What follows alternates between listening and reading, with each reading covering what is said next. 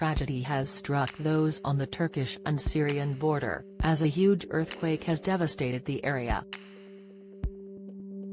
Location star Kirstie Allsopp, 51, admitted the horror of the event was keeping her awake in the earlier hours of this morning, as she went on to share her personal connection to the event. The Channel 4 presenter wrote about the large-scale disaster in view of her 434,000 Twitter followers. Woke at 3 a.m, must admit I lay there thinking about the horror of a night in the freezing cold, having lost family and friends, she penned. Kirstie then went on to share her personal connection to the event, adding, "I have never been to Syria, but I have spent a great deal of time in Turkey." The presenter's followers took to the comment section to echo Kirstie's heartbreak over the tragedy. Many commented, "Same here Kirstie. I cannot imagine the terror, utterly heartbreaking. This morning I'll appreciate my life more than I'll have for a long time." Sick, while Pongo wrote, "The aftershocks will go on for years, it's horrible. As the plates settle back you keep wondering if this rumble is going to escalate. I think we had 13,000 aftershocks over magnitude 3 in Christchurch, just horrible." Sick, Kirstie's tweet comes after news that a huge earthquake has caused devastation in southern Turkey and northern Syria.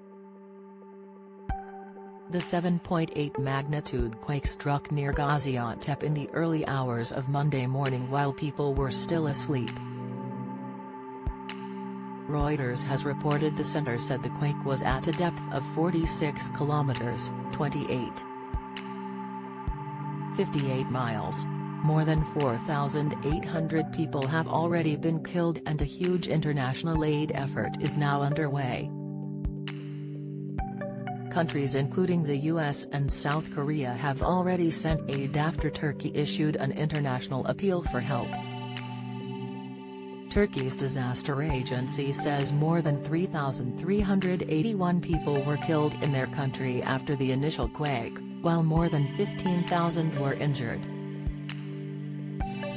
Meanwhile, more than 1,500 people are reported to have died in Syria, with the death toll continuing to rise.